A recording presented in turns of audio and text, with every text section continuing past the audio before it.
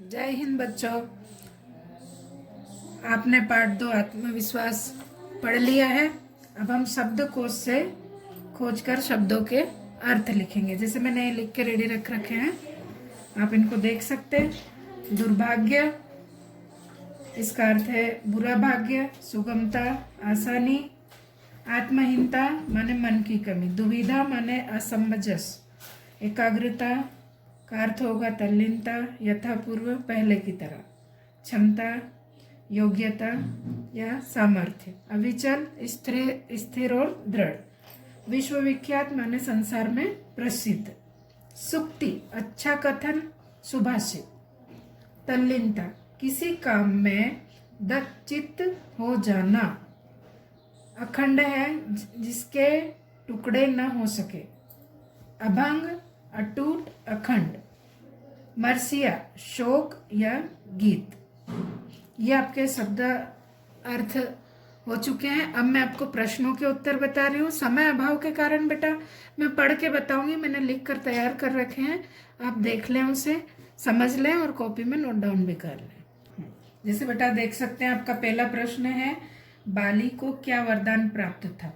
और ये प्रश्न का उत्तर हमें संक्षेप में देना है। बाली को क्या वरदान प्राप्त था, संक्षेप में जानते हैं। मैंने लिख के रख रखा है, समय का अभाव रहता है।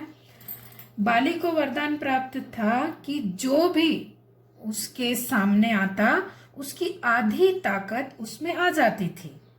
इस कारण बाली को अपने सामने आए हुए व्यक्ति को आसानी से पछाड़ने की क्षमता थी।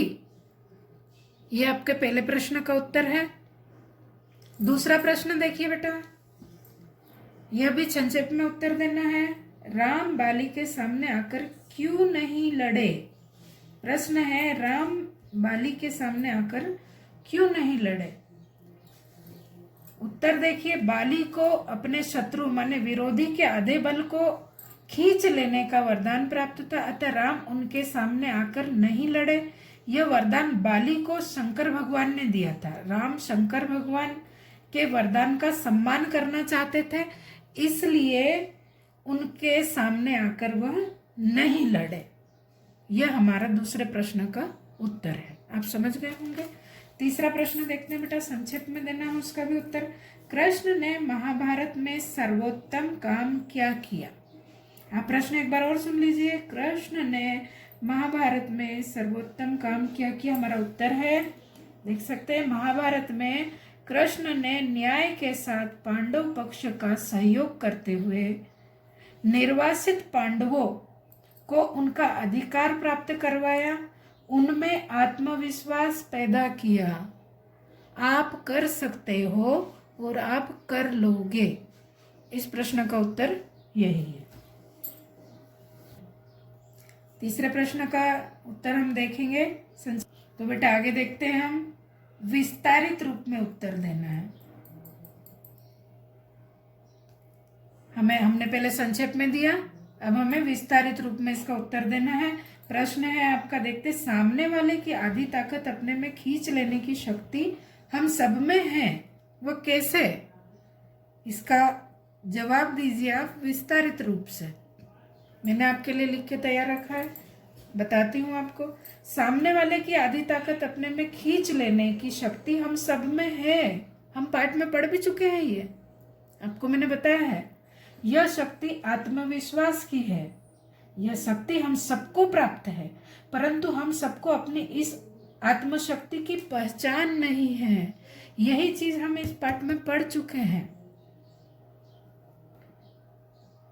पहचान नहीं है, न ही उसका उपयोग किया है। इस आत्मशक्ति का विकास विश्वास से होता है।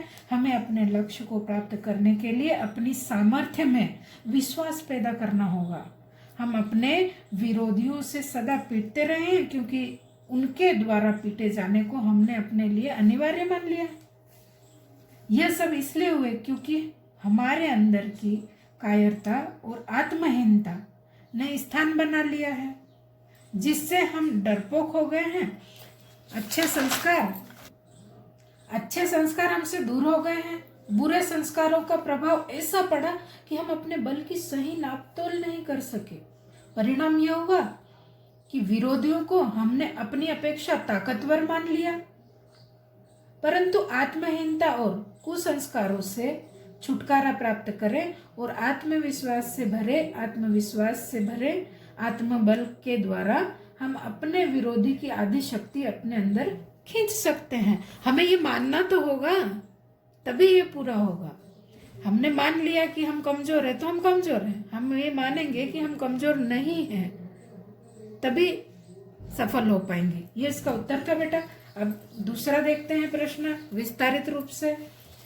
तो आपका है कि लेखक ने हेलन केलर का उदाहरण देकर हमें क्या समझाना चाहा।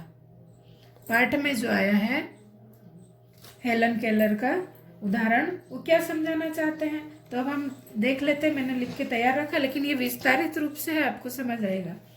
हेलन केलर एक प्रसिद्ध और उच्च कोटि की विचारक थी। उन्होंने अपनी एक सूक्ति में कहा था कि हमें जब सफलता प्राप्त होती है तो उससे हमें सुख मिलता है, परंतु लक्ष्य प्राप्ति में विफल होना निश्चय ही सुख के द्वार बंद होने के समान हो जाता है। जब भी हम विफल होते हैं, हम उस सफलता के न मिलने पर निराश और हतोत्साहित हो उठते हैं, परंतु उस निराशा की दशा में हम उत्साह से रहित हो जाते हैं। आत्मशक्ति और लक्ष्य प्राप्ति के सामर्थ्य से अपने विश्वास को खो बैठते हैं, जबकि होना यह चाहिए कि उद्देश्य प्राप्ति है तो अपने अंदर की शक्ति को विकसित करना चाहिए और उसके प्रति मजबूत श्रद्धा और विश्वास रखना चाहिए। एक बार विफल होने पर हितोत्साहित नहीं होना चाहिए। सफलता पाने तक अपने प्रयास माने कोशिश को जारी रखना चाहिए, कोशिश करते रहना चाहिए। अब हम देखेंगे तीसरा प्रश्न विस्तारित रूप से। अब तीसरा प्रश्न है ग नंबर का, बोल रहे हैं आत्मविश्वास के बूते पर जीवन में जब कुछ करना संभव है, किसी एक महापुरुष का उदाहरण देते हुए उक्त कथन को स्पष्ट कीजिए।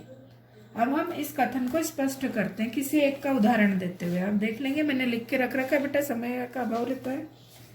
आत्मविश्वास की ताकत कठिनाई पर विजय प्राप्त करने की सामर्थ्य देती है। आत्मबल के विकास से हम सफलता के मार्ग पर आगे ही आगे बढ़ते जाते हैं। अपने आत्मबल के द्वारा मनुष्य अवश्य ही भाग्यवान बन जाता है। अतः भाग्यवान वही है जो उचित दिशा में अपने कर्तव्य का पालन कर रहा है और अपने लक्ष्य की साधना में अपनी सामर्थ्य और क्षमता में पूरा विश्वास रखता है।